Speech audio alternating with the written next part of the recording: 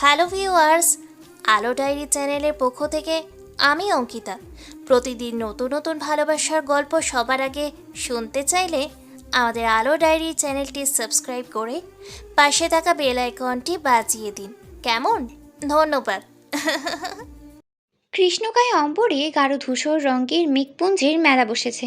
কনকনে শীতল আবহাওয়াতেও গোটা ভ্যানিস নগরী আঁধারে নিমজ্জিত নগরীতে পরিণত হয়েছে। যে কোনো মুহূর্তে ঝমঝম করে বৃষ্টি নেমে গোটা শহর সিক্ত করে দিয়ে যাবে। সেই সাথে দিয়ে যাবে কয়েকদিনের হাড় কাঁপানো শীতের আগমনী বার্তা।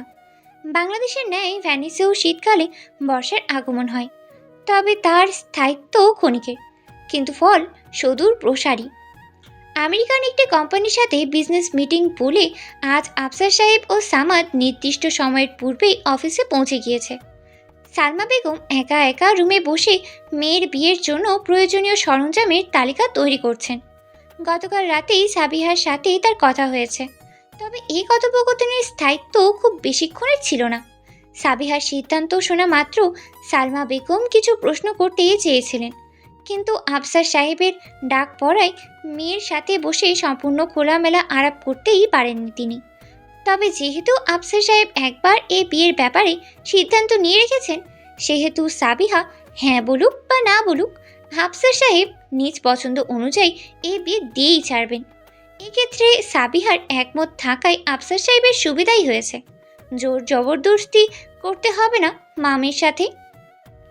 সাবিহা কিছু বলার উদ্দেশ্য নিয়ে তার বাবা মায়ের রুমের সামনে এসে দাঁড়ালো।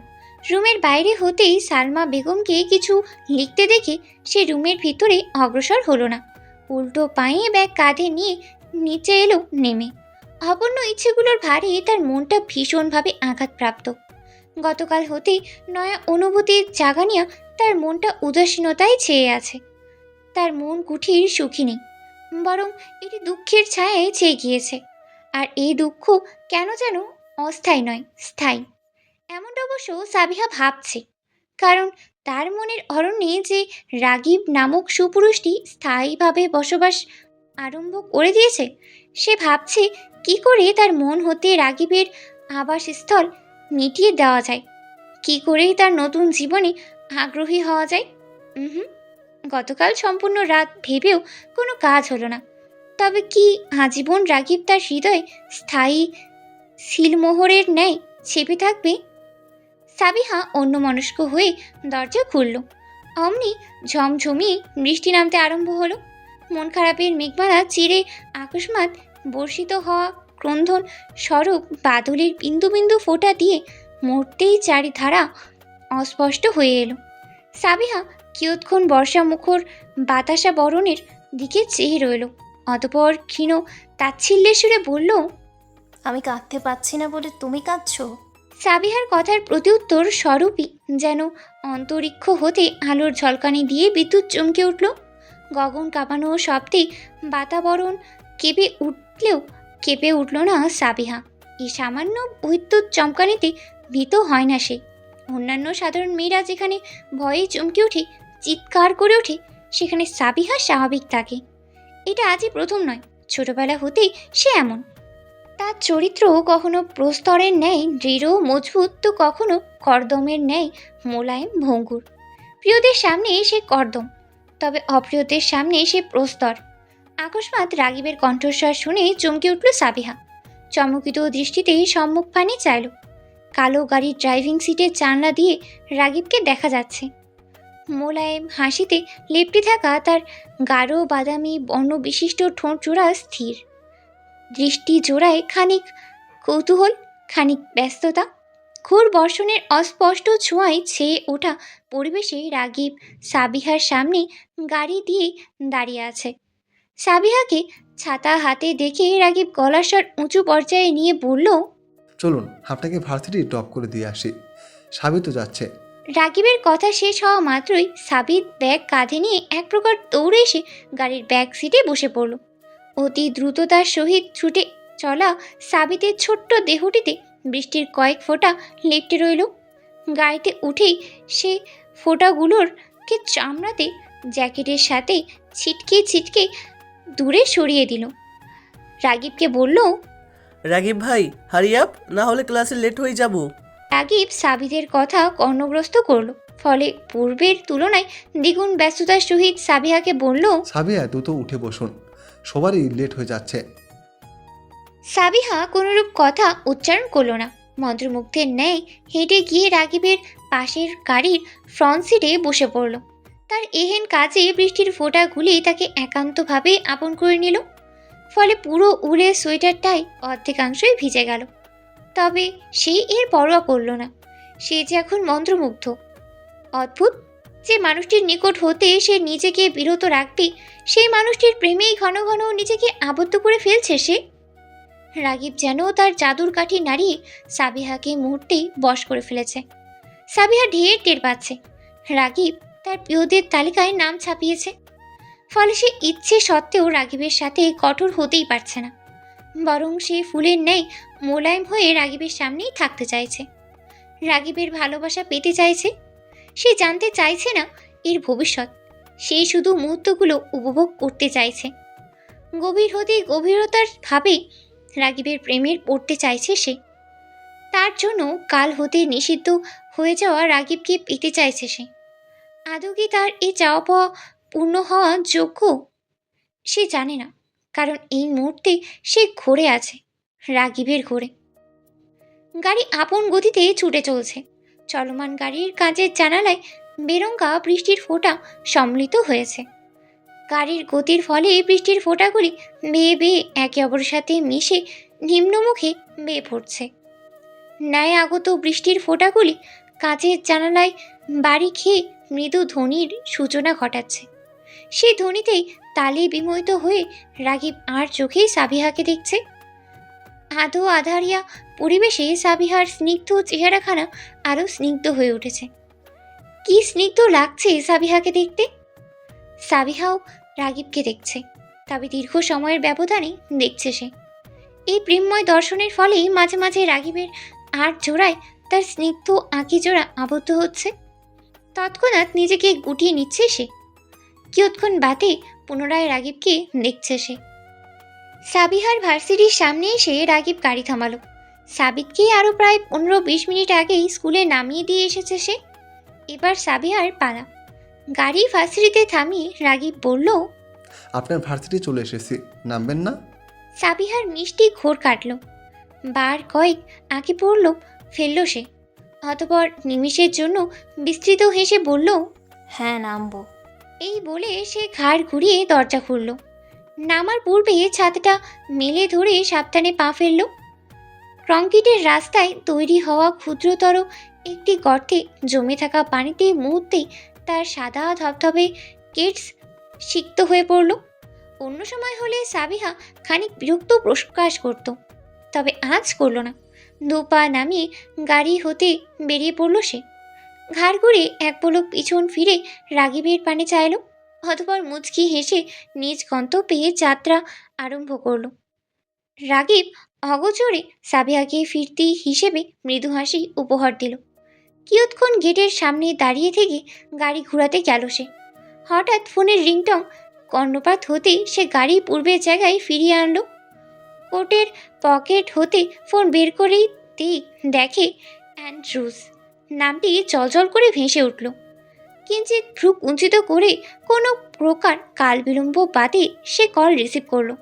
তৎক্ষণাৎ ওপাশে অ্যান্ড্রুজের অস্থির কণ্ঠও ভেসে উঠল, স্যার, আপনাকে অতিরিক্ত সিসিলি ব্যাক করতে হবে। সিসিলি শহরের অভ্যন্তরে সুবিশাল এক রাজপ্রাসাদের ন্যায় বাসভবনে প্রবেশ করল রাগিব। পরনে তার কালো প্যান্ট, সাদা শার্ট ও কালো কোট। চাহনি গম্ভীর এবং উদ্বিগ্ন, অন্তঃস্থলে বিরাজমান তীব্র অস্থিরতা।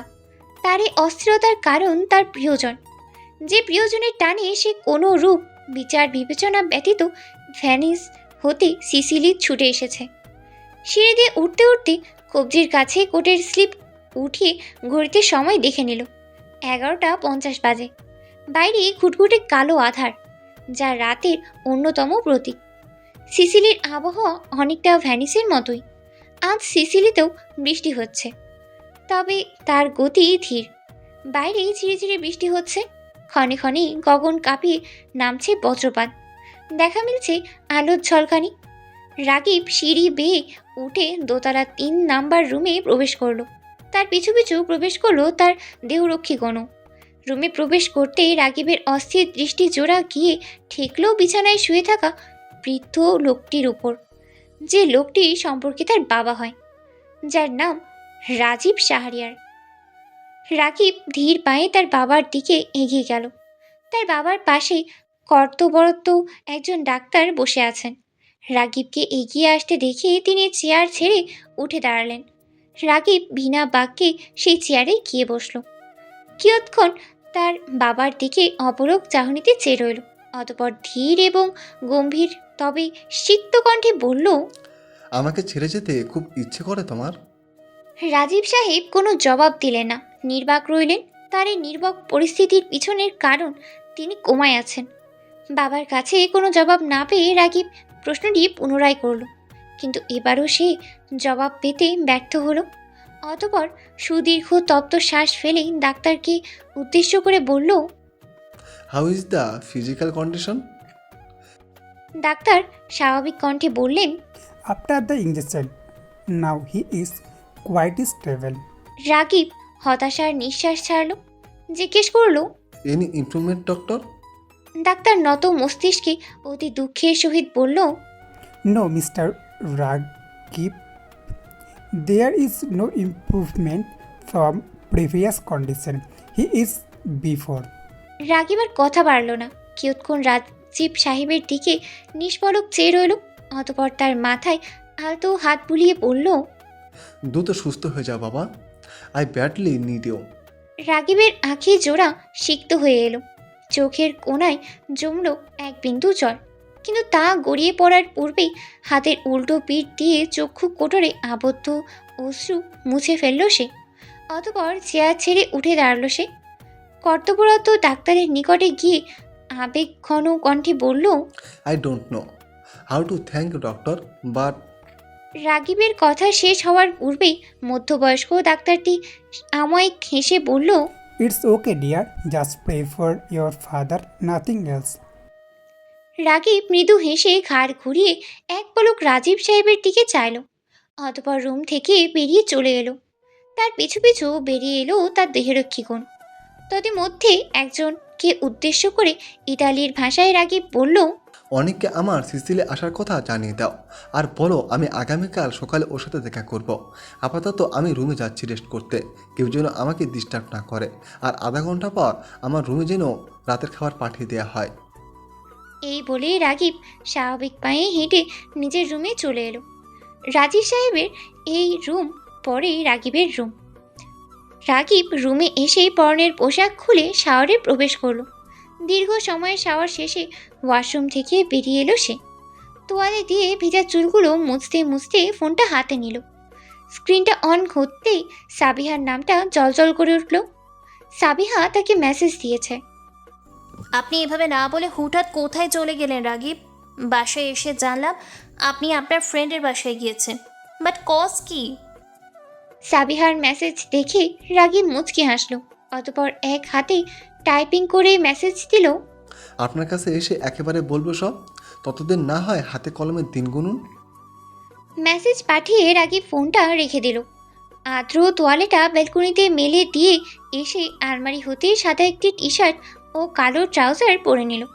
অতঃপর ফোন দিয়ে নিজের অসম্পূর্ণ কাজগুলো করার উদ্যোগ নিল। অভিজাতে ভরপুর রুমের সোফায় বসে অ্যান্ড্রুর সাথে কথা বলছে রাগিব। অ্যান্ড্রুকে বলল, আর সন্ধ্যায় মিস্টার হ্যারির সাথে আমার মিটিং ফিক্স করো অ্যান্ড্রু। অ্যান্ড্রু বাধ্যগত অনুগামীর ন্যায় বলল, ওকে স্যার, আর আপনাকে আরও একটি কথা বলার ছিল। হ্যাঁ বলো, কি বলতে চাইছো তুমি? স্যার, মিস্টার মার্কো রিসেন্টলি বেশ ঝামেলা তৈরি করছে। তাকে শতবার বোঝানোর পরও সে বুঝতে চাইছে না। রাগিব তৎক্ষণাৎ শক্ত কণ্ঠে বলল, মিস্টার মার্কো শুরু থেকেই ঝামেলা তৈরি করে আসছে, ওনাকে কোনোভাবেই শুধরানো যাচ্ছে না। এবার অন্য পথে চলতে হবে, তবে যদি সব সলভ হয়। আজ রাতের ডিনারটা মিস্টার মার্কোর সাথে ফিক্স করো। আমি রাগিবের কথা সম্পূর্ণ শেষ হওয়ার পূর্বেই দরজায় বাড়ি না দিয়ে রুমে প্রবেশ করলো অনেক। বহুদিন পর রাগিবকে দেখে তার আঁখি জোড়ায় উৎফুল্লতার দেখা মিলল। ঠোঁট চিরে বেরিয়ে এলো অস্থির নিঃশ্বাস। সে এগিয়ে এসে রাগিবকে জড়িয়ে ধরে বলল, কতদিন পর তোর সাথে দেখা দোস্ত, কেমন আছিস? রাগিবও অনেককে জড়িয়ে ধরে বলল, এই তো হ্যাঁ, একদম ফিট অ্যান্ড ফাইন। তুই? অনেক রাগিবকে ছেড়ে বলল। যেভাবে রেখে গিয়েছিলি সেভাবেই আছি। রাগিব অনেকের কথার প্রত্যুত্তর করল না, বরং অ্যান্ড্রুকে বলল। আমাদের জন্য ডাইনিংয়ে ব্রেকফাস্টের ব্যবস্থা করে অ্যান্ড্রু। অ্যান্ড্রু নতমস্তিষ্কে বলল। জি স্যার। এই বলে রুম হতে বেরিয়ে গেল সে। এই পর্যায়ে অনেক চট করে জিজ্ঞেস করে বসলো। তোদের প্রেম কাহিনী কত দূর? রাগিব সহাস্যে জবাব দিল। গাড়িটা আগের চেয়ে একটু এগিয়েছিল, বাট শ্বশুরমশাইয়ের কারণে মাঝপথে আটকে আছে। অনেক ভ্রু কুঞ্চিত করে সন্দেহাতীত কণ্ঠে বলল। কেন, কি করলো ওই বুড়ো বেটা? তার বিজনেস পার্টনারের ছেলের সাথে সাবির বিয়ে ঠিক করে বসে আছে সে। রাগিবের এহেন কথায় অনেকের কুঞ্চিত ভ্রুযুগল ছিঁড়ে হয়ে এলো। সন্দেহের জায়গায় দেখা মিলল আকাশ সম বিস্ময়ের। বলল, সর্বনাশ, বলিস কি? বিয়ে একদম ফিক্সড? আর ভাবি রাজি? তুই কিছু করবি না? অনেকের প্রশ্নের ভারত্ব শুনে রাগিব হাসল। বলল, তো তুই কি মনে করিস আমি চুপচাপ বসে থাকবো? অনেক এবার বিস্তৃত হাসল। বলল, অবভিয়াসলি নট। তুই আর এমন সিচুয়েশনে বসে থাকবি, ইটস টোটালি আনবিলিভেবল। ইয়েস, আমি অলরেডি কাজ শুরু করে দিয়েছি। খোঁজখবর নেওয়া চলছে, সব ইনফরমেশান কালেক্ট করে তবে মাঠে নামবো। গুড। বাই দ্য ওয়ে, ভাবি কি তোকে পছন্দ করতে শুরু করেছে? নিজের ফিলিংস কি কনফেস করেছে? কনফেস করিনি, তবে ওর আচরণে স্পষ্ট বুঝতে পারছি ওর মনেও আমাকে নিয়ে ফিলিংস আছে। ও ম্যান, তাহলে তো রাস্তাটা ক্লিয়ার। এবার তোদের বিয়ে করতে ঠেকাইকে, স্বয়ং তোর বুড়ো শ্বশুর এসেও ঠেকাতে পারবে না। এই বলে দুজনে হেসে উঠল। কথা শেষে রাগিব উঠে গিয়ে আলমারি খুলল। সেখান হতে খালি একটি পিস্তল নিয়ে তার ম্যাগাজিন খুলল। তাতে পরপর 6টি গুলি ভরে পুনরায় সেটি পিস্তলে ঢুকিয়ে দিল সে। অতঃপর হাতের তালুয় পিস্তল রেখে অনেককে বলল, আজ রাতে ওই মার্কোর বাচ্চার সাথে দেখা করব। বেদবটা অতিরিক্ত বাজরামি করছে, ওকে লাইনে আনা ফরজ হয়ে গিয়েছে। ফোনে প্রিয়সীর হাসিমাখা মুখশ্রীর ছবি দেখতে ব্যস্ত অনেক। আকস্মাৎ রাগিবের কণ্ঠস্বর শুনেই সে তৎক্ষণাৎ ফোন পকেটে পুরে বলল, ওকে ডান, আজ তাহলে তোর সাথেই রাখছে। ওকে ডান, আজ তাহলে তোর সাথে থাকছে। ওকে, তাহলে মিস্টার হ্যারির সাথে ফিক্স মিটিংয়ে তুই আসিস, আর মার্কোর সাথে তো থাকবি। সে আর বলতে, মার্কোর সাথে দেখা করে ফরজ হয়ে গিয়েছে। বুঝেছিস রাগিব, অনেক দিন আমার হাত দুটো চালানো হয় না। আজ যদি একটু সুযোগ পাই তাহলে আমাকে ঠেকাবি না তুই? অনেকের কথার ভঙ্গিতে রাগিব সশব্দে হাসল। বলল, যা করতে মন চায় করিস, আমি আটকাবো না তোকে, কারণ আমার কাজে বাধা তৈরি করা মানুষগুলো আমার একটু পছন্দ না। চারপাশে আলোর উপস্থিতি নগণ্য। আবছা রং বেরঙের আলোয় ছেয়ে আছে জায়গাটি, যেন পরিবেশটিতে কোনো সম্মোহনী রেখা টানা হয়েছে। ভিতরে বিরাজ করছে পিনপতন নীরবতা, অথচ দরজার ওপাশে তুমুল শব্দে বাজছে গান। মিস্টার মার্ককে ও তার দলবল এবং রাগিব অনেকসহ তাদের দলবল একটি বৃহৎ রুমে অবস্থান করছে। স্থানটি মিস্টার মার্কোর অধীনে থাকা একটি নাইট ক্লাবের অভ্যন্তরীণ রুম। রাগিব, অনিক ও মিস্টার মার্কো মুখোমুখি বসে আছে। নীরবতার চাদর ঢেকে কিছু সময় অতিবাহিত হলো। দুই দলের কেউই কোনোরূপ কথা বলল না, যেন তাদের মাঝে কোনো অরব ঠান্ডা যুদ্ধ চলছে। কিয়ৎক্ষণের এভাবেই অতিবাহিত হওয়ার পর মিস্টার মার্কো বাঁকা হেসে ইতালীয় ভাষায় বলে উঠলেন, অনেক দিন পর তোমায় দেখলাম মিস্টার রাগিব শাহরিয়ার। রাগিব গম্ভীর মুখশ্রী ধারণ করল। থুতনি ও গালে হাতের আঙ্গুলগুলো ঠেকিয়ে পড়ল। Same to you mister Marco. দুই দলের প্রধানের মাঝে কথোপকথন আরম্ভ হলো। মিস্টার মার্কো পুনরায় বললেন, কী কারণে আমার সাথে দেখা করতে চেয়েছো রাকিব?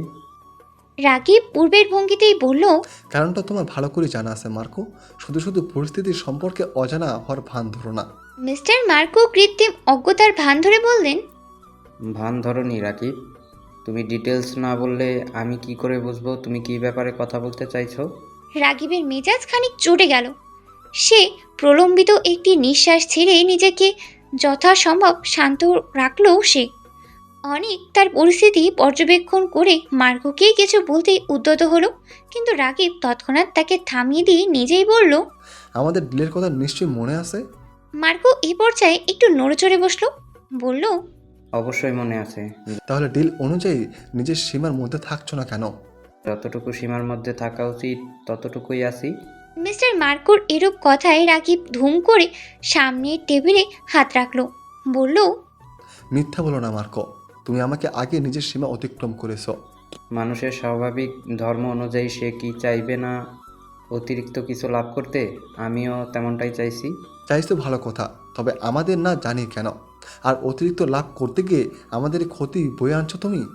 এতে আমার কোনো ক্ষতি হচ্ছে না, উল্টো কিছু ট্রিক্স অ্যাপ্লাই করে আমি লাভবান হচ্ছি। আর তোমার এতে কি ক্ষতি হলো বা লাভ হলো তাতে আমার তো কোনো যায় আসে না। এসব তো আমাদের ডিলে লেখা ছিল না। সো ডিলের বাইরে আমি তোমার ক্ষতি লাভ কিছুই দেখছি না। মার্কোর বাঁকা বাঁকা কথায় রাকিবের মেজাজ প্রচণ্ড বিগড়ে গেল। ফলে নিজের ক্রোধ নিয়ন্ত্রণ না করতে পেরে সে তৎক্ষণাৎ নিজের কোটের পকেট হতে পিস্তল বের করে মার্কোর মাথায় তাক করল। তার কার্যের প্রতিফলনে মার্কোর দলবলের প্রতিটি সদস্য নিজ নিজ পিস্তল বের করতে উদ্যত হলো, কিন্তু মার্কো তাদেরকে থামিয়ে দিল। আচমকা কপালে পিস্তল তাক হতে দেখে মার্কো বেশ ঘাবড়ে গেল। এতক্ষণে জৌলুস মুহূর্তেই হাওয়া হয়ে গেল। চেহারা পাংশুরে বর্ণ ধারণ করলো। শুকনো একটা ঢোক গিলে সে কিছু বলতে উদ্যত হতেই রাগীব শক্ত কণ্ঠে বলল। আমাদের সম্পর্কে সব কিছু জানার পরও পায়ে পায়ে লাগাতে আসো কেন মার্কো? এত তেজ আসে কোথা থেকে তুমি কি জানো না? এই পিস্তলের একটা গুলি তোমার মাথার ঘিলু এপার থেকে ওপার হয়ে যাবে। মার্কো এই পর্যায়ে ভারার্থ কণ্ঠে বলল। আচ্ছা, আমরা শান্তভাবে কথা বলি, এভাবে পিস্তল তাক করে কথা বলা যায় না। রাগীব মার্কোর কথা কানেই তুলতে চাইল না, কিন্তু পাশ হতে অনেকের কথায় সে পিস্তল হটিয়ে চেয়ারে বসে পড়ল। তৎক্ষণাৎ মিস্টার মার্কোর উদ্দেশ্যে শক্ত কণ্ঠে বলল। আই হোপ তুমি এবার নিজেকে শুধরে নিবে, যতটুকু কাজ করার কথা ততটুকু করবে, না হলে তোমার লাশের এত বিভৎস অবস্থা তৈরি করবো যে সিসিলির শহরে প্রতিটা মানুষ তোমার লাশ থেকে ভয় ছুটে যাবে। Mind it Marco. এই বলেই রাগীব চেয়ার ছেড়ে উঠে দাঁড়ালো। মার্কো দ্বিতীয় কোনো কথা বলার সুযোগ পেল না। মাথায় পিস্তল দেখে ভয়ে তার নাক মুখ বেয়ে ঘাম ছুটে পড়ছে। সে রাগীবের আচার আচরণ প্রকৃতি সম্পর্কে অবগত, তবুও রাগীবের বিপক্ষে গিয়ে সে কিছু কাজ করছে। কারণ লোভ, প্রচণ্ড লোভী প্রকৃতির মার্কো অতিরিক্ত লাভ ও টাকার আশায় নিজেকে আটকে রাখতে পারেনি। ফলে রাগীবকে না জানিয়ে সে নিজেদের মাঝে হওয়া ডিলের বাইরে গিয়েও কাজ করেছে, অতিরিক্ত টাকা লাভ করেছে। মার্কো জানতো রাগীবের কান অবধি এ খবর ঠিকই পৌঁছাবে এবং রাগীব প্রচণ্ড ক্রোধিত হবে। এই জন্য মার্কো ভেবে রেখেছিল রাগীবকে এ ব্যাপারে বুঝাবে, কিন্তু তার বুঝদানের পূর্বে রাগীব নিজের কাজ সেরে ফেলেছে। এবার আর সে এই ডিলের বাইরে গিয়ে কোনো প্রকার কাজ করার সাহস দেখাবে না। রাগীব উঠে আসলে অনিক ও তাদের দলবল উঠে চলে আসে। সেই রুম থেকে বেরিয়ে অনিক দেখল রাগীব ক্লাবের চেয়ারে বসে ড্রিঙ্কস করছে। রাগীবকে ড্রিঙ্ক করতে দেখে অনিক তার অনুগামীদের বলল ক্লাবের বাইরে অপেক্ষা করতে। তারা অনিকের কথায় যথাযথ মান্য করল। নিশ্চুপ হয়ে ক্লাবের বাইরে বেরিয়ে গেল। অনিক গিয়ে রাগীবের পাশে বসলো। ওয়েটারকে বলল তার জন্য ড্রিঙ্কস তৈরি করতে। রাগীব তখন ধীরে ধীরে গ্লাসের পানিও খাচ্ছে। খাওয়ার এক পর্যায়ে অনিককে বলল। সব দিকের অবস্থা ঠিকঠাক তো, তাই না? অনিক গ্লাসে প্রথম চুমুকটি দিয়ে বলল। হ্যাঁ, সব কিছু under control. By the way, তুই ভ্যানিস ব্যাক করেছিস কবে? কাল দুপুরে হয়তো রওনা দিব। সিসিলি আসার আগে ওই বুড়োকে কি বলেছিস শেষ? কিছুই বলিনি, আমাদের দেখা হয়নি। সাবিয়াকে ভারতীয়দের ছেড়ে বাড়িতে গিয়ে ব্যাগ গোছাতে গোছাতে শুনলাম শ্বশুর আব্বা ও তার প্রিয় ভাগ্নে বিজনেসের কাজে আমেরিকা পাড়ি জমিয়েছে। তা কয়দিনের জন্য? 4 দিনের ট্যুরে বলে। গুড, ভালোই হয়েছে, তোকে এক্সট্রা কোনো কাহিনী বানাতে হয়নি। রাগীব গ্লাসের শেষ চুমুকটুকু দিয়ে গ্লাস সরিয়ে রাখলো, বলল। হয়নি, বাট হবে। তুই কি ভেবেছিস ওই বুড়োটা এত সহজে মানবে? আমি ভ্যানিস ছেড়ে আমার বন্ধুর সাথে দেখা করতে এসেছি, অবশ্যই এর উপযুক্ত প্রমাণ চাইবে। তবে আমিও কম নাকি, প্রমাণ, ঘটনা, ক্যারেক্টার সবই বানানো আছে, যার সময় মতো সব কিছু এক্সিকিউট করার পালা। রাগিবের পরিকল্পনা শুনে অনেক বিস্তৃত হাসল। রাগিবের পিঠে সশব্দে একটি চাপড় দিয়ে পড়ল, তোর সাথে কেউ পেরে উঠবে না দোস্ত। ইস, ওই বুড়োটা যদি জানতো কোনো চক্রের পাল্লায় পড়ছে সে, আহা, সে ফিলিংসটাই হবে অন্যরকম। এই বলে অনেক সহ রাগিবও হেসে উঠল। আম্মু আসবো? আকস্মাৎ মেয়ের কণ্ঠস্বর কর্ণপাত হতেই উলের বুননে বাধা পড়ল সালমা বেগমের। অর্ধ বুননকৃত সোয়েটারটা রেখে ঘাড় ঘুরিয়েই দরজার ওপারে দৃষ্টি রাখলেন তিনি। মৃদু হেসে বললেন, মায়ের রুমে আসতে কি জিজ্ঞেস করতে হয়? পাগলি মেয়ে, আই। অনুমতি পেয়ে সাবিহা রুমে প্রবেশ করল। মায়ের সম্মুখ প্রান্তে বসে কোনোরূপ ভর্ণিতা ছাড়াই ম্লান হেসে জিজ্ঞেস করলো, আম্মু, তুমি কি বিয়েতে একমত? আকস্মাৎ মেয়ের নিকট হতে এমন প্রশ্ন শোনার আশা করেননি সালমা বেগম। ফলস্বরূপ কিঞ্চিত হকচকিয়ে গেলেন তিনি। বললেন, হঠাৎ এমন প্রশ্ন করছিস কেন পুতুল? এ প্রশ্ন কেন করছি সেটা জানাচ্ছে তোমার উত্তরটা আমার জানা বেশি দরকার আম্মু, বলো। সালমা বেগম ফোঁস করে নিঃশ্বাস ছাড়লেন। কিয়ৎক্ষণ সময় নিয়ে বললেন, তোর বাবার সামনে আমার চলে না রে পুতুল, তোর বাবা যা বলবে তাই। সাবিহা হতাশ হলো, ফিরতি কোনো প্রশ্ন করল না। তবে নিমিষের মাঝে মুখশ্রীর ভাব ভঙ্গি বদলে অত্যন্ত দৃঢ় কণ্ঠে বলল, আমি রাগিবকে পছন্দ করি আম্মু, হয়তো ওনাকে ভালোবাসতেও শুরু করেছি। এখন তুমি বলো, কী করবো আমি? মেয়ের কথা কর্ণপাত হওয়া মাত্র সালমা বেগম বিস্ময়ে নেত্র যুগল বৃহদাকার করলেন। তিনি খুনাক্ষরেও কল্পনা করেননি সাবিহা হঠাৎ এসে এভাবে রাগিবের সম্পর্কে কথা বলবে। সালমা বেগম আকাশসম বিস্ময়ের সহিত চিন্তা করলেন, আশ্চর্য, এত ঘটনা ঘটল কবে? সাবিহা যেমন রাগিবকে পছন্দ করে, রাগিবও কি সাবিহাকে সেভাবে পছন্দ করে? যদি সত্যি দুজন দুজনাকে পছন্দ করে, ভালোবাসে, তাহলে সাবিহার বিয়ে অন্য ছেলের সাথে কি করে হতে পারে? এই বিষয়ে কি সালমা বেগম তার স্বামীর সাথে কথা বলবেন? কিন্তু এত সাহস যে তার মাঝে নেই। ছেলেটার নাম আদিল, ভেনিসে সপরিবারে বসবাস করে। বাসায় বাবা মা ও ছোট ভাই আছে, তবে সবার আড়ালে ওর ওয়াইফও আছে। আই মিন আদিল বিবাহিত, তবে এই ব্যাপারে ওর পরিবারের কেউ জানে না। আর ওর ওয়াইফের সাথে অনেক দিন যাবত দেখা করে না, তবে ফোনে মাঝে মাঝে কথা বলে। এক নিঃশ্বাসে তথ্যগুলো দিয়ে দম ফেলল অ্যান্ড্রু। তার কথা শুনে আনন্দিত হলো রাগিব। আদিলের সম্পর্কে এমন তথ্য জানবে এটা সে কল্পনাও করেনি। রাগিব পহেলা হতেই ভেবে রেখেছিল আদিলকে অন্যভাবে সামলাবে সে, কিন্তু ওর বিবাহিত হওয়ার কথা শুনে পুরো পরিকল্পনাটাই অন্যদিকে ঘুরিয়ে দিল।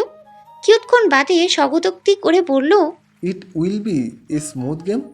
এত স্মুথ গেম খেলে মজা নেই, কিন্তু কি আর করা, তোমার ভাগ্য ভালোই ভালোই কেটে যাওয়ার ছিল মিস্টার আদিল। ভাগ্যর সামনে তো কারোর জোর নেই। Whatever, be ready mister Adil. এই বলেই বাঁকা হাসল রাগিব। রাগিব সিসিলি হতে ভ্যানিসে ফিরেছে গতকাল। ভ্যানিসে ফিরে সে পূর্বের ন্যায় সিসিলির সবার সাথে সব রকম যোগাযোগ ব্যবস্থা বন্ধ করে দিয়েছে, ব্যতীত অ্যান্ড্রু।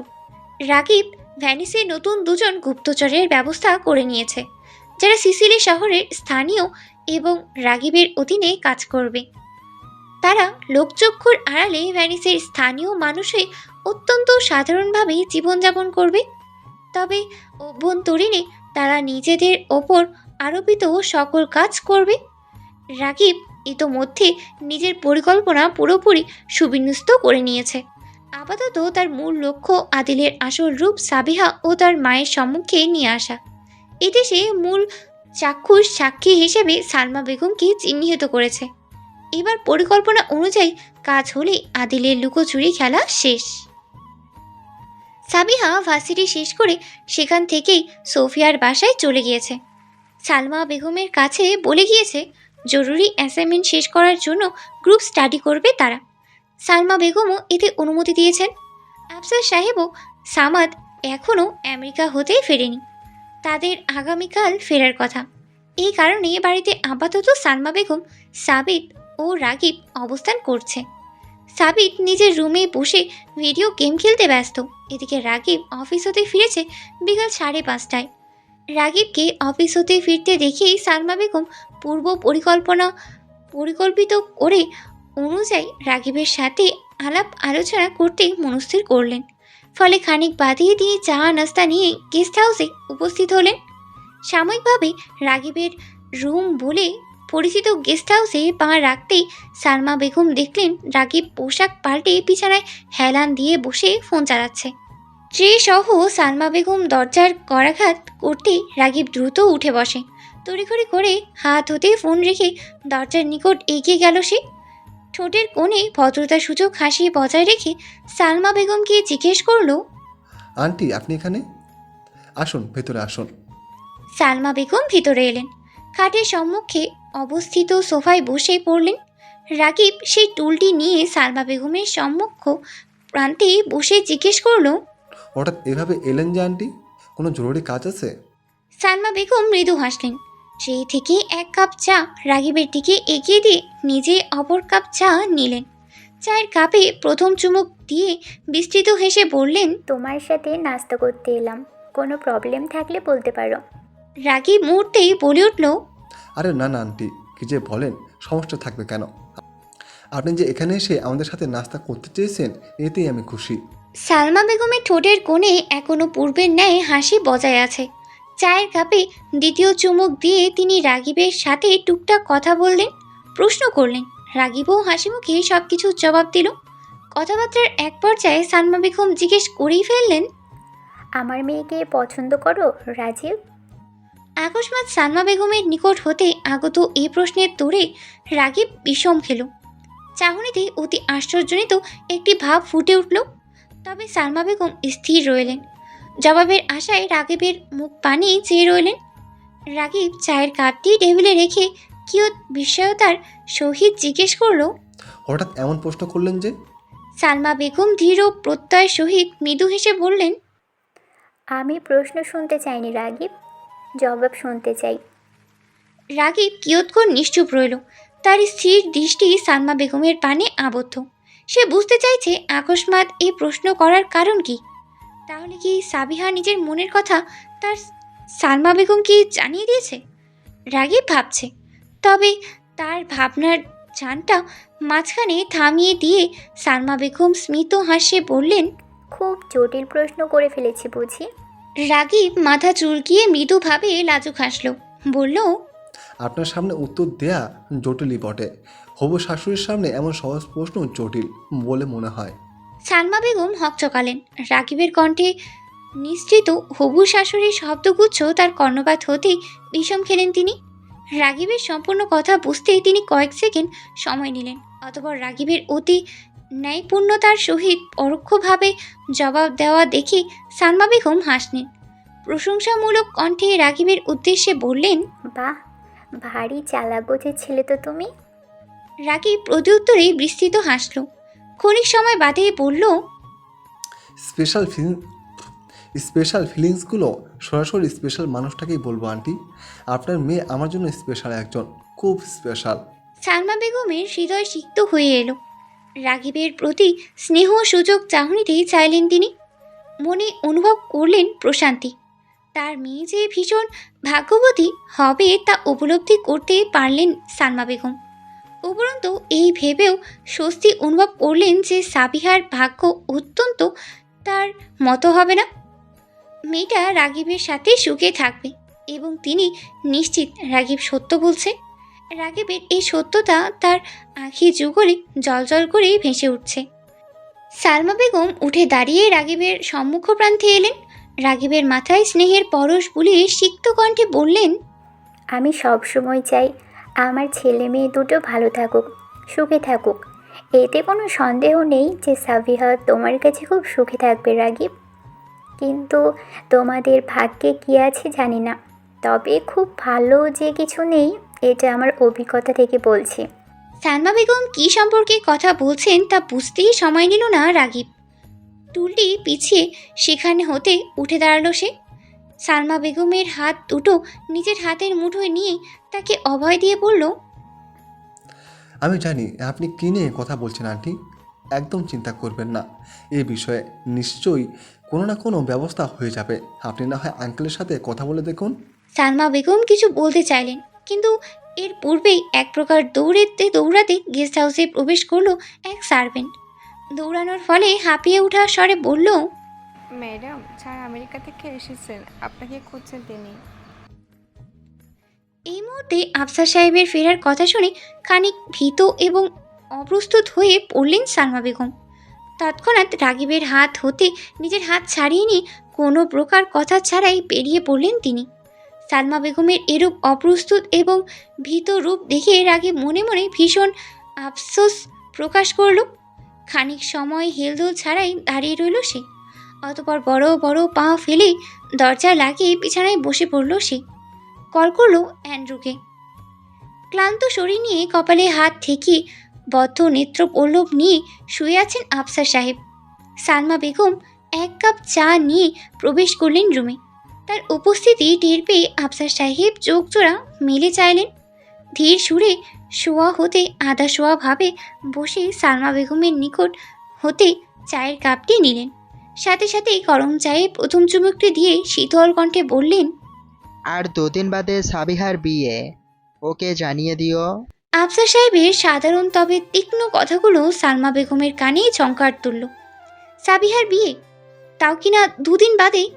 এ যেন কিছুতেই বিশ্বাস করতে পারছেন না সালমা বেগম। বিস্ময়ে হতভম্ব হয়ে কিয়ৎক্ষণ আফসার সাহেবের পানে চেয়ে রইলেন তিনি। খানিক বাদে বিচলিত গলায় বললেন, বিয়ে তো আগামী সপ্তাহে হওয়ার কথা ছিল, তাই না? তো হঠাৎ এত দ্রুত কেন? আফসার সাহেব চায়ের কাপটি রাখলেন। শীতল চাহনিতে সালমা বেগমের পানি চেয়ে ভারী গলায় বললেন, কিছু কারণে। তোমাকে এসব নিয়ে ভাবতে হবে না। তোমার দায়িত্ব যতটুকু ততটুকুই পালন করো। বেশি প্রশ্ন আমার পছন্দ না। আফসার সাহেবের এমন একগুঁয়েমিমূলক কথায় সালমা বেগম তড়িতেই সিদ্ধান্ত নিলেন রাগিব ও সাবিহার ব্যাপারে আফসার সাহেবকে সব বলবেন। এই প্রস্তুতি নিয়েই তিনি জবান খুললেন।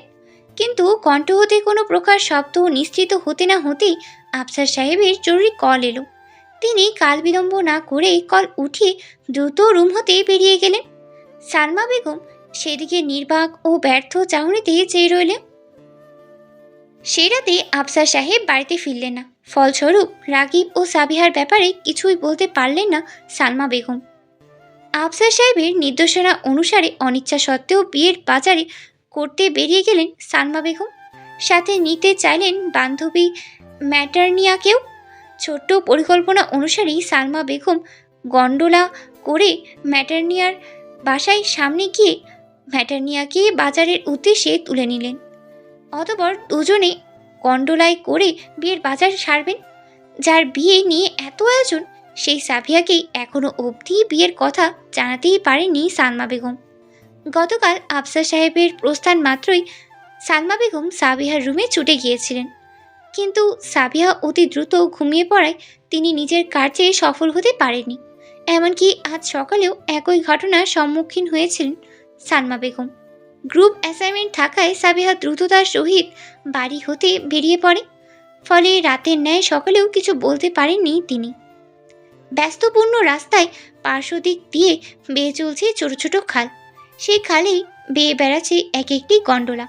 দুজন যাত্রী নিয়ে সালমা বেগম সহ ছোট্ট একটি গন্ডোলা বয়ে চলছে চিরচেনা বিল ধরে। গন্ডোলাটি এগিয়ে যেতে যেতে অচেনা একটি মোড়ে ঘুরলে সালমা বেগম খানিক শঙ্কিত হলেন। গন্ডোলা চালককে জিজ্ঞেস করলেন এ পথ দিয়ে আসার কারণ। গন্ডোলা চালকটি মৃদু হেসে জবাব দিল, ওই রোড দিয়ে আসতে অনেক সময় লাগবে বলেই এই রোড দিয়ে আসা। চালকের কথা শুনে সালমা বেগম আর প্রত্যুত্তর করলেন না, চুপচাপ বসে রইলেন। তার উদাস চাহনি বয়ে বেড়াচ্ছে ব্যস্ততম সড়কের ব্যস্ততম মানুষগুলোর মাঝে। কিছুক্ষণের মাঝেই ব্যস্ততম রাস্তা পেরিয়ে অপেক্ষাকৃত কম জনবহুলতম জায়গায় চলে এলো গন্ডোলাটি। সালমা বেগমের দৃষ্টি তখনও ভ্যানিসের রাস্তায় রাস্তায় উদ্দেশ্যহীন ঘুরে বেড়াচ্ছে। আকস্মাৎভাবে এমনই উদ্দেশ্যহীন চোখ জোড়ায় আটকে গেল অনাকাঙ্ক্ষিত একটি দৃষ্টি। যে দৃশ্য সালমা বেগমের সরল দৃষ্টির জোড়া মুহূর্তেই তীক্ষ্ণ হয়ে গেল। তিনি একটি ছেলে ও ও মেয়েকে ঘনিষ্ঠভাবে একে অপরকে জড়িয়ে ধরে থাকতে দেখলেন। সাধারণভাবে চলমান প্রতিটি মানুষ এ দৃশ্যে সন্দেহজনক কিছু না খুঁজে পেলেও সালমা বেগম অতি সন্দেহজনক কিছু খুঁজে পেলেন। রেস্টুরেন্টের সামনে দাঁড়িয়ে থাকা ছেলেটির পার্শ্বরূপ দেখে মুহূর্তেই ছেলেটিকে আদিলের সাথে তুলনা করে ফেললেন তিনি। গন্ডোলা এগিয়ে যেতে যেতে সালমা বেগম ছেলেটির সম্পূর্ণ চেহারা দেখলেন এবং ভীষণ অবাকও হলেন, কারণ ছেলেটি অবিকল আদিলের মতো, অর্থাৎ ছেলেটি আদিল। কিন্তু এই শুনশান সড়কের রেস্টুরেন্টে এত ঘনিষ্ঠভাবে কোন মেয়েকে জড়িয়ে ধরে আছে সে? এই ভেবে সালমা বেগম বিস্মিত হলেন। তারই প্রতিক্রিয়া বহিঃপ্রকাশ হতে হতে গন্ডোলাটি সে রাস্তা পেরিয়ে চলে এলো। তার নজর হতে ধীরে ধীরে অদৃশ্য হতে লাগলো সে দৃশ্যটি। এরূপ পরিস্থিতিতে তিনি নিমিষের জন্য কিছু চিন্তা করলেন, অতঃপর আকস্মাৎ গন্ডোলা চালককে গন্ডোলা থামিয়ে দিতে বললেন। সালমা বেগমের এই আকস্মিক ব্যবহারে গন্ডোলা চালক খানিক চমকালেন, কিন্তু কাল বিলম্ব বাদে তিনি গন্ডোলা থামিয়ে ভাড়া মিটিয়ে নেমে এলেন সেখান থেকে। অতঃপর অতি দ্রুততার সহিত পা ফেলে এক প্রকার দৌড়ে রেস্টুরেন্ট হতে নিকট দূরত্বে দাঁড়িয়ে পড়লেন তিনি। আদিল তখন মেয়েটিকে ছেড়ে দিয়ে রাগত স্বরে কিছু বলছে। সালমা বেগম নিকট দূরত্বে দাঁড়িয়ে থেকে সে দৃশ্য স্পষ্ট দেখছেন। আদিলকে অচেনা একটি মেয়ের সাথে দেখিয়ে তার মনে জেগে ওঠা সন্দেহমূলক প্রশ্নগুলো জবাব চাইতে তিনি এগিয়ে যেতে লাগলেন আদিলের দিকে, কিন্তু ততক্ষণে আদিল মেয়েটির হাত ধরে দুরন্ত গতিতে বিপরীত রাস্তায় ছুটে দিল। আদিলের আকস্মাৎ এ পদক্ষেপে সালমা বেগম খানিক বিচলিত হয়ে পড়লেন, কিন্তু কোনোরূপ চিন্তা ভাবনা ব্যতীত তিনি ছুটে চললেন আদিল ও অচেনা সেই মেয়েটির পিছু পিছু। এদিকে আদিল ও মেয়েটির এ সম্পূর্ণ কর্মকাণ্ড লুকিয়ে লুকিয়ে পর্যবেক্ষণ করছিল রাগিবের অধীনে থাকা গোপন এক গুপ্তচর কার্লো। আদিল সে রেস্টুরেন্ট হতে প্রস্থান করতেই কার্লোও তার পিছু পিছু লুকিয়ে এলো। আদিল মেয়েটিকে নিয়ে পথ বদল করতে না করতেই কার্লোর ফোনে রাগিবের ফোন এলো। সে কল রিসিভ করতেই অপর পাশ হতেই রাগিব জিজ্ঞেস করলো, কাজ কত দূর কার্লো? কার্লো তীক্ষ্ণ নজরে আদিল ও সালমা বেগমের পানে চেয়ে বলল, সাকসেসের দিকে স্যার। স্যার, আমার মনে হয় আমরা এ প্ল্যানিংয়ে অবশ্যই সাকসেস হব। ও পাশ হতে রাগিব মৃদু শব্দে হাসলো, গম গম কণ্ঠে বলল, ইয়েস কার্লো, তবে সাকসেস না হলে সেক্ষেত্রে কি করতে হবে তা তো জানা আছে তোমার, রাইট? ইয়েস স্যার, আপনি কোনো চিন্তা করবেন না, কাজ হয়ে যাবে। রাগিব প্রত্যুত্তরে কিছু বলল না, খট করে কল কেটে অফিসের সুইভেল চেয়ারে হেলান দিয়ে বসলো। প্রলম্বিত নিঃশ্বাস ছেড়ে হাওয়ায় উড়িয়ে উড়িয়ে বলতে লাগলো, মিস্টার আদিল সাহেব, আপনি আমার পথে না আসলে আমার কাজটা আরও দ্রুত হয়ে যেত, কিন্তু এসে যখন পড়েছেন তখন কি আর করার, পথের কাঁটা তো সরাতেই হবে, তাই না? রাগিব হাসলো, নিগড় হাসি হাসলো। রিডিং রুমে পিনপতর নীরবতা বিরাজ করছে, পরিবেশ থমথমে হয়ে আছে। আফসার সাহেব বসে আছেন কাঠের অলঙ্কৃত পুরানো ধাঁচের সেই চেয়ারটিতে। কুনুইতে ভর দিয়ে থুতনি ঠেকিয়ে সালমা বেগমের দিকে চেয়ে আছেন তিনি, দৃষ্টি কঠিন ও দৃঢ়। সালমা বেগম জবাবের আশায় পুনরায় জিজ্ঞেস করলেন, কি হলো, জবাব দিন। আফসার সাহেব প্রলম্বিত নিঃশ্বাস ছাড়লেন, অতঃপর বললেন, তুমি আদিলের ব্যাপারে যা বলছো তা আমার জানা নেই।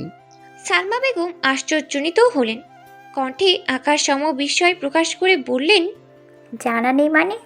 আপনি আদিলের সাথে পুতুলের বিয়ে দিবেন, কিন্তু আদিলের সম্পর্কে কিছু না জেনে বিয়ে দিবেন? সালমা বেগমের উচ্চ এবং তীক্ষ্ণ কণ্ঠ আফসার সাহেবের কানে এসে বাড়ি খেল। তিনি যথেষ্ট বিরক্ত প্রকাশ করে শান্ত কণ্ঠে বললেন, আস্তে কথা বলো, তোমার কণ্ঠ এত জোরে কথা শুনতে ভালো লাগে না। সব সময় ধীরে কথা বলবে, প্যানিক হয়ে ওঠো কেন? সালমা বেগম শান্ত হলেন না, বরং আফসার সাহেবের ইহের গা ছাড়া ভাব ও শান্ত প্রকৃতির রূপ দেখে তিনি ক্রোধান্বিত হয়ে পড়লেন। মেয়ের বিপদাপন্ন ভবিষ্যতে আঁচ করতে পেরে স্বামীর অবাধ্য হয়ে উঠলেন তিনি। ক্রোধিত স্বরে উচ্চস্বরে বললেন, প্যানিক হওয়ার মতোই পরিস্থিতি এটা। আপনি মেয়ের বিয়ে ঠিক করেছেন, ভালো কথা, কিন্তু তাই বলে কি আপনি একবারও আদিলের সম্পর্কে খোঁজ খবর নেবেন না? যাই হোক, আমি আদিলের সম্পর্কে যা জানা জেনে গিয়েছি, এখন এ বিয়ে আমি হতে দিব না। সালমা বেগমের উচ্চস্বরের কথায় আফসার সাহেব ভীষণ ক্রোধিত হয়ে উঠলেন। এতক্ষণ যাবৎ যে শান্ত মন মানসিকতা নিয়ে তিনি বসেছিলেন তা আর ধরে রাখতে পারলেন না। প্রচণ্ড ক্রোধে কপালের রগ দৃষ্টিগোচর হলো, দৃষ্টি অসম্ভব কঠোর হয়ে এলো। তিনি চেয়ার ছেড়ে উঠে গিয়ে সালমা বেগমের সম্মুখ পানি দাঁড়ালেন। দাঁতে দাঁত চেপে রাগত স্বরে বললেন, বাজে বকো না। কি ভেবে বিয়ে ভাঙার কথা বললে তুমি?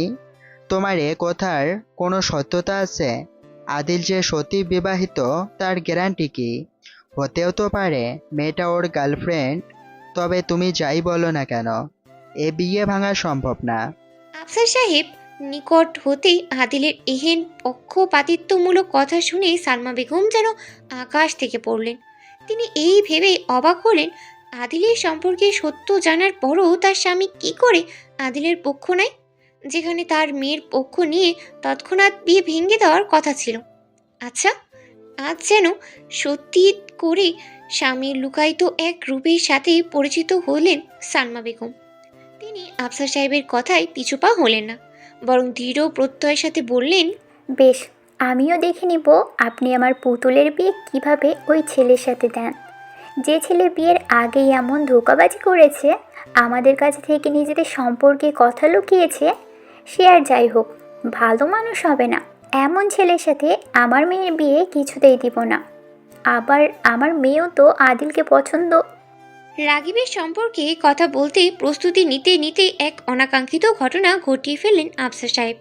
প্রচণ্ড ক্রোধে নিজেকে সামলাতে না পেরে আকস্মাৎ সালমা বেগমের গলা টিপে ধরলেন। স্বামীর এহেন কার্যে কিংকর্তব্য বিমূঢ় হয়ে পড়লেন সালমা বেগম। নিমিষের জন্য হতভম্ব দৃষ্টিতে আফসার সাহেবের পানে চেয়ে থাকতে থাকতেই তিনি গলায় প্রচণ্ড চাপ অনুভব করলেন। শ্বাস নালী বন্ধ হয়ে যাওয়ার উপক্রম হয়ে এলো। নিঃশ্বাস নিতে হাঁসফাঁস করতে লাগলেন তিনি। গলা হতেই আফসার সাহেবের হাত সরিয়ে দিতে প্রচণ্ড তীব্র প্রচেষ্টা চালালেন তিনি, কিন্তু আফসার সাহেবের ক্রোধের সামনে তিনি যেন ক্ষুদ্র কোনো বস্তুতে পরিণত হলেন। আফসার সাহেব সালমা বেগমের গলার চাপ দিয়ে ধরে দাঁতে দাঁত পিষে ক্রোধিত কণ্ঠে বললেন, আমার কাজের পথে কাটা হয়ে আসবে কেউ, এটা আমার সহ্য হয় না।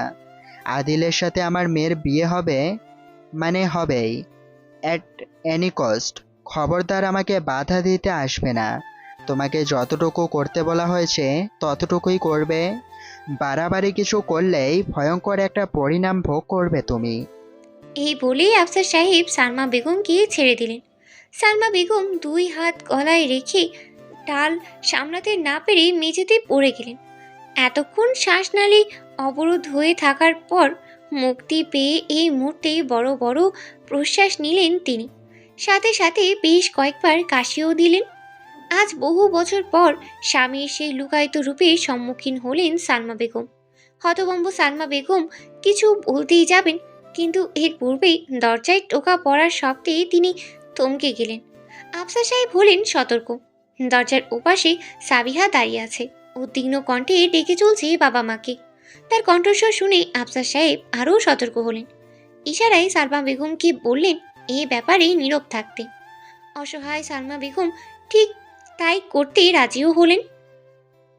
আফসার সাহেব গিয়ে দরজা খুলতেই হুড়হুড় করে রুমে প্রবেশ করলো সাবিহা ও সাবিত।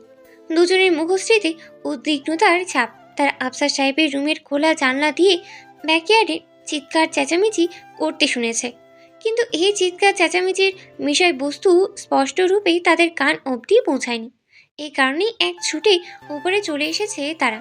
রুমে পৌঁছানো মাত্রই সাবিহা জিজ্ঞেস করলো, আব্বু, তোমরা ঝগড়া করছিলে কেন? আফসার সাহেব আর চোখে সোফায় বসে থাকা সালমা বেগমের দিকে চেয়ে বললেন, ঝগড়া না, জাস্ট একটু কথা কাটাকাটি হয়েছিল, তাই না সালমা? সালমা বেগম ঠোঁট চেপে আগত কান্না আটকিয়ে রেখে মাথা চাকালেন, অর্থাৎ আফসার সাহেব সত্য বলছেন।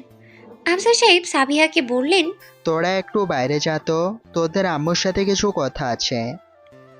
সাবিত আফসার সাহেবের কথার পিঠে কথা বলতে উদ্যত হলো, কিন্তু আফসার সাহেব তৎক্ষণাৎ বললেন, নো মোর ওয়ার্ডার সাবিত, যেতে বলেছি মানে যাবি। বাবার আদেশ অমান্য করে বাধ্য ছেলে মেয়ের ন্যায় রুম হয়ে হতে বেরিয়ে এলো সাবিহা ও সাবিত। সাবিত বেরিয়ে নিজের রুমে চলে গেল, কিন্তু সাবিহা সেখানেই ঠায় দাঁড়িয়ে রইল। তার মস্তিষ্কে ঘুরপাক খেল নিজের বাবা মায়ের পরিস্থিতি সমূহ। সাথে এসে জুড়ে বসলো বেশ খানিকখানা প্রশ্ন, যার উত্তর তার জানা নেই, এবং সে চাইলেও হয়তো সেসবের উত্তর বের করতে পারবে না। এই শোনো না, প্রতিদিন ভালোবাসার নতুন নতুন গল্প পেতে ও শুনতে চাইলে আমাদের আলোর ডায়েরি চ্যানেলটি সাবস্ক্রাইব করে পাশে থাকা বেল আইকনটি বাজিয়ে দিও, কেমন? সালমা বেগম ও সাবিহার মাঝে বিরাজ করছে বিরাট ভীতিকর এক অনুভূতি। এই ধরনের মহা বিপজ্জনক এবং দুঃসাহসিক কাজ তারা আগে করেননি। বাড়ি থেকে পালিয়ে এসেছে তারা, সেটাও আবার সকালের অগোচরে। আর কারণটাও বা কি? বিয়ের জন্য তারা সকলের দৃষ্টি ফাঁকি দিয়ে পালিয়ে এসেছে। এই যেন এক অবিশ্বাস্যকর শ্বাসরুদ্ধকর ঘটনা। এই ঘটনার সূত্রপাত ঘটে গতকাল রাতে খাবার খেয়ে যখন সকলেই ঘুমিয়ে পড়ে, তখন সালমা বেগম সাবিহা ডেকে নিয়ে গেস্ট হাউসে রাগিবের কাছে যায়। তখন আদিল সম্পর্কে সবটা খুলে বলেন দুজনকে, তবে আফসার সাহেব সম্পর্কিত ঘটনাটি বাদে। তখনই সালমা বেগম সাবিহাকে অনেকটা ইশারার মাধ্যমে রাগিবের মনের কথা জানিয়ে দেয় এবং রাগিবের কাছে সাবিহার বিয়ের প্রস্তাব দিয়ে বসে। রাগিব প্রথম পর্যায়ে কিঞ্চিত বিস্মিত হওয়ার ভান করলেও পরে ঠিকই রাজি হয়ে যায়। কিন্তু সাবিহা মায়ের কথা বিস্মিত ভাবটা তখনও কাটিয়ে উঠতেই পারেনি। পরবর্তীতে সালমা বেগম ও রাগিব কিছু কথা বুঝিয়ে বললেন, সে বিয়েতে রাজি হয়ে যায়, কারণ এছাড়া তার কাছে আর উপায় ছিল না। দুজনেই বিয়েতে রাজি হতে সালমা বেগম পালিয়ে বিয়ে করার প্রস্তাব দিয়ে বসেন। এটি তিনি রাগিবের নিকট আসার পূর্বেই ভেবে রেখেছিল, কারণ এটি ব্যতীত আফসার সাহেবের শীর্ণ কলব থেকে মেয়েকে বাঁচানো আর কোনো পথ খুঁজে পাননি তিনি। এদিকে সালমা বেগমের এহেন প্রস্তাবে ভীষণ অবাক হয়েছিল সাবিহা ও রাগিব কখন ভেবে উঠতেই পারেনি যে সালমা বেগম হেন দুঃসাহসিক একটি কাজের প্রস্তাব দিয়ে বসবে। পরিবেশ পরিস্থিতি প্রতিকূলে থাকায় শাশুড়ির প্রস্তাবে রাজিও হয়ে যায় রাগিব। ব্যাস, তখন থেকেই কাজী সাহেবের ঘরে আসা অবধি সব কিছুই নিজ পরিকল্পনায় সম্পূর্ণ করেছে রাগিব। মাঝে মাঝে লোক দেখানোর খাতিরে সালমা বেগমের নিকট হতে কিছু সাহায্যও নিয়েছে সে, যেন সালমা বেগম তাকে সন্দেহ না করে বসে। সালমা বেগম, সাবিহা ও রাগিব এই মুহূর্তে ভেনিসের মূল শহর হতে কিছুটা দূরে অবস্থিত একটি মুসলিম ঘরে অবস্থান করছে। আজ আদিল ও সাবিহার বিয়ে হওয়ার কথা, কিন্তু ভাগ্যের পরিক্রমায় আজ সাবিহা রাগিবের হবু বউ হতে চলেছে। আদিল ও সাবিহার বিয়ের সম্পূর্ণ কাজ আদিলের বাসায় অনুষ্ঠিত হবে। ফলে রাগিব ও সাবিহা ও সালমা বেগমের বাড়ি থেকে বের হয়ে যাওয়া বেশ সহজতরই ছিল। আফসার সাহেব, সাবিত ও সামাদ আগে বেরিয়ে যায়। প্রতিমধ্যে সামাদ ড্রাইভারকে ফোন করে বলে সাবিহার বিয়ের জন্য তৈরি হয়ে নিলেই সালমা বেগম, সাবিহা ও রাগিবকে নিয়ে আদিলের বাড়িতে চলে আসতে। সেই সুযোগে ড্রাইভারের চোখে ধুলো মিশিয়ে তিনজনে রাগিবের ঠিক করা একটি গাড়ি নিয়ে বেরিয়ে পড়ে। আধ ঘন্টার পথ পাড়ি দিয়ে তারা এসে পৌঁছায় কাজী অফিসের বাড়িতে। কাজী সাহেব বেশ ধীর স্থিরতার সহিত বিয়ের রেজিস্ট্রি খাতা নিয়ে চেয়ারে বসেন। তার এই ধীর স্থির গতির কাজ দেখে রাগিব মনে মনে ভীষণ বিরক্ত হয়, কিন্তু সালমা বেগম ও সাবিহা দুশ্চিন্তায় অস্থিরতার সহিত বসে থাকে। কাজী সাহেব হীন ধীর গতি দেখে সালমা বেগম আর না পেরে অস্থির ও আতঙ্কিত হয়ে বলে উঠলেন, তাড়াতাড়ি বিয়ের কাজ সেরে ফেলুন কাজী সাহেব, দেরি করবেন না। সালমা বেগমের আতঙ্কিত কণ্ঠে শুনে কিঞ্চিত বিস্মিত হলেন কাজী সাহেব। সালমা বেগমের কথার মর্মোদ্ধার করতে পারলেন না তিনি। ফলস্বরূপ রাগিবের দিকে চাইলেন তিনি। ইতালীয় ভাষায় জিজ্ঞেস করলেন, এই আধা বয়সী মহিলাটাকে এভাবে কি বলতে চাইছে? হুটোপুটিপূর্ণ পরিবেশে কাজী সাহেবের এমন শান্ত রূপ দেখে রাগিব ভীষণ বিরক্ত হলো। এত খুঁজে খুঁজে এই ভেনিস শহরে একটা কাজই পেয়েছে সে, কিন্তু কাজী সাহেবের এহেন আচরণে মনে হচ্ছে নিতান্তই বোকাশোকা গোছের সে। রাগিব ছোট্ট নিঃশ্বাস ফেলে নিজেকে শান্ত করলো। অতঃপর কাজী সাহেবকে সালমা বেগমের কথাগুলো অনুবাদ করে শোনালো। তা শুনে কাজী সাহেব মৃদু হেসে ইতালীয় ভাষায় বললেন, অবশ্যই ছেলে মেয়েকে বসতে বলুন। সালমা বেগম সাবিহাকে চেয়ারে বসালেন। তার দেখা দেখি রাগিবও বসে পড়ল। পরিস্থিতির শিকার সাবিহা সিক্ত চাহনিতে একবার কাজী সাহেবের দিকে তাকালো, অতপর এক পলক রাগিবের দিকে তাকিয়ে নিরংশ গলায় তার মাকে জিজ্ঞেস করলো, আম্মু, আব্বুকে ছাড়া এই বিয়ে কিভাবে সম্ভব? সালমা বেগম উৎকণ্ঠিত গলায় মেয়েকে বোঝানোর চেষ্টা করলেন, এই পরিস্থিতিতে তোর বাবাকে কিভাবে আশা করতে পারিস পুতুল? তাড়াতাড়ি কবুল বলে বিয়েটা সেরে ফেল। এই বলে সালমা বেগম রাগিবের দিকে আকুতিপূর্ণ চাহনিতে চেয়ে বললেন, কাজী সাহেবকে দ্রুত কাজ করতে বলো বাবা, আমার খুব ভয় হচ্ছে। সালমা বেগমের কথার প্রতিউত্তর স্বরূপ রাগিব আস্থা সম্পূর্ণ নজরে চাইল, বলল, আপনি চিন্তা করবেন না আন্টি, সব ভালো হবে। রাগিবের কথার খানিক আশ্রয়স্থল খুঁজে পেলেও স্বামীর কথা চিন্তা করে ভয়ে সংকুচিত হয়ে এলেন সালমা বেগম। তিনি জানেন না ভবিষ্যতে কি হবে, তবে তিনি এটা জানেন যে এই বিয়ে তার ভাগ্যে অশুভ কিছু বয়ে আনবে, যার ভাগিদারি হয়তো সাবিহাও হবে, এমনকি রাগিবও বাদ যাবে না। প্রচণ্ড মনে মনে দোয়া কালাম পড়তে লাগলেন সালমা বেগম। এদিকে কাজী সাহেবের বিয়ের কার্যক্রম শুরু করলেন। প্রচণ্ড ক্রোধে বড় বড় পা ফেলে রুমে পায়চারি করছেন আফসার সাহেব। সাবিহাকে বিয়ের আসরে না দেখিয়ে তার মস্তিষ্কের রক্ত গরম হয়ে উঠেছিল। বিয়ের আসরে আদিলের বাবার কাছে ভীষণ অপমানিত হয়েছিলেন তিনি। সাবিহা ও আদিলের বিয়ের মূল উদ্দেশ্য ছিল বিজনেস ইনভেস্টমেন্ট। আফসার সাহেবের ব্যবসা মাঝ নদীতে ডুবন্ত নৌকার ন্যায় ডুবন্ত পর্যায়ে ছিল। তখন এই দূতের ন্যায় আদিলের বাবা প্রস্তাব দিয়ে বসে, সাবিহা ও আদিলের বিয়ে হলে তিনি আফসার সাহেবের ব্যবসায় বড় মাপের ইনভেস্টমেন্ট করবেন। ব্যবসা বাঁচানোর লোভে আফসার সাহেব চিন্তাভাবনা ছাড়া রাজিও হয়ে যান। কিন্তু আজ সাবিহা ও আদিলের বিয়ের কার্য সম্পূর্ণ না হওয়ায় আদিলের বাবা ইনভেস্টমেন্ট করতে অস্বীকৃতি জানিয়ে বসে। তীব্র অপমানে অপমানিত হয়ে আফসার সাহেবও দ্বিতীয় কিছু বলে উঠতে পারেনি। এই মুহূর্তে তিনি চওড়া মেজাজ নিয়ে নিশ্চুপভাবে পায়চারি করছেন। তার এই পরিস্থিতি দেখে নির্বাক সামাদ এই পর্যায়ে বলে উঠল, খালু নিজেকে। সামাদের কথা সম্পূর্ণ শেষ হতে না দিয়েই আফসার সাহেব এক প্রকার হুঙ্কার ছেড়ে বললেন, সামাদ, যেভাবে পারিস ওই তিনটাকে খুঁজে আন। আমার চোখের সামনে ওদের দেখতে চাই। আমার সব প্ল্যানিং ভেস্তে দিয়ে কোথায় গেল ওরা? আফসার সাহেবের এহেন কথা শুনে সামাদ ভীত হলো। সে এগিয়ে আফসার সাহেবকে শান্ত করাতে বলল, খালু শান্ত হন, এত হাইপার মেজাজ নিয়ে কোনো কাজ করতে যাবেন না। আফসার সাহেব পুনরায় সিংহের ন্যায় হুঙ্কার ছাড়লেন, দাঁতে দাঁত চেপে বললেন, ওদের পক্ষ নিতে আসবি না সামাদ, না হলে তোকে ওদের সাথে মেরে ফেলবো। সামাদ প্রচণ্ড আশ্চর্যজনিত হলো, কণ্ঠে আকাশ সম বিস্ময় প্রকাশ করে বলল, এসব কি বলছেন খালু? ঠিক বলছি, সবার আগে ওই রাগিবকে খুন করব। শালা আমার বাড়িতে থেকে আমার মেয়েকে নিয়ে পালিয়ে গেল। প্লিজ শান্ত হন খালু, রাগের মাথায় উল্টাপাল্টা কিছু করে বসবেন না।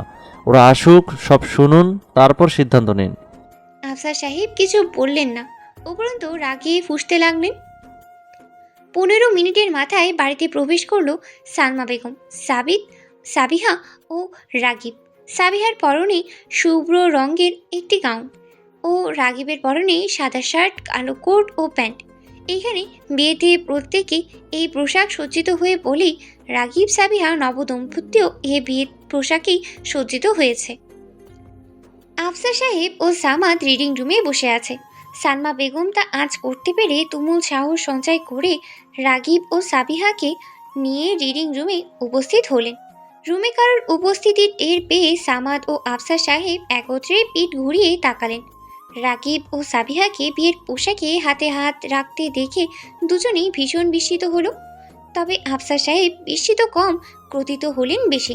রাগিব ও সাবিহার একে অপরের হাতে হাত রাখা দেখে আফসার সাহেবের মূল ঘটনা বোধগম্য হতে বিলম্ব হলো না। তিনি রক্তপূর্ণ চোখে রাগিব ও সাবিহার দিকে কিয়ৎক্ষণ চেয়ে রইলেন। তদমধ্যেই সালমা বেগম শুকনো একটা ঢোক গিলে অন্তঃস্থলে সাহস সঞ্চারিত করে এক নিঃশ্বাসে বললেন, রাগিব ও সাবিহার বিয়ে হয়ে গিয়েছে।